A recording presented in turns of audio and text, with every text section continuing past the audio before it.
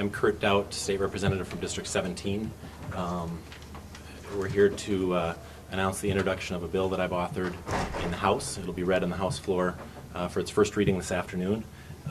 It is a bill on welfare reform, specifically reforming the way that the benefits are provided through the EBT card. The bill does four specific things. It prohibits the use of the EBT cards for liquor, tobacco, and lottery tickets, and it also prohibits use of the EBT cards outside of the state of Minnesota.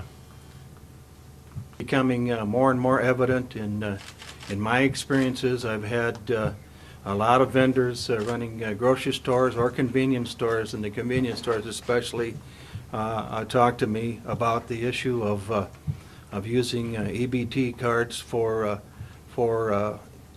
purposes that really I don't believe the taxpayers in Minnesota expect them to be used for. It's not that we're judgmental on people in regards to tobacco, alcohol use, but that's up to a personal choice. But to use those, to use the EBT tickets or cards to purchase those items, we don't believe are right.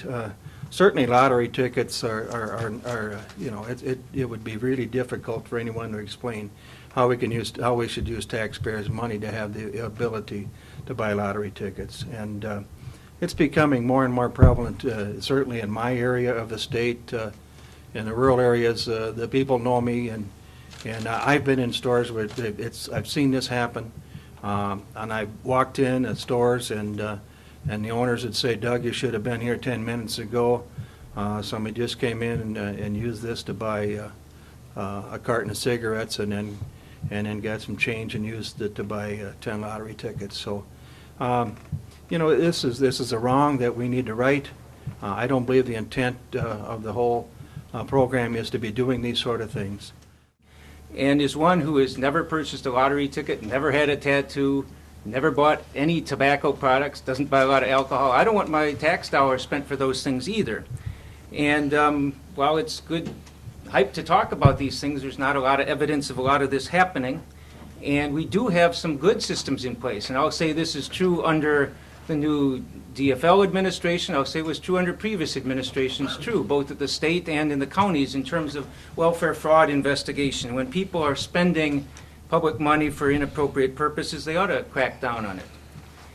So I have no problem if we're going to try and prohibit use of purchase for alcohol and tobacco and lottery tickets, but you can't use an EBT card for lottery tickets now. I mean, they just won't take it. They won't take any credit cards for that.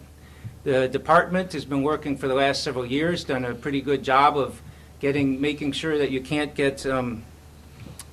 use cash cards and use the cards in liquor stores. They've been going through, and every time they find one, they make sure you can't. You can't use them at a cash machine at a casino. They've been trying to do this, and the state and the counties are very aggressive about pursuing fraud.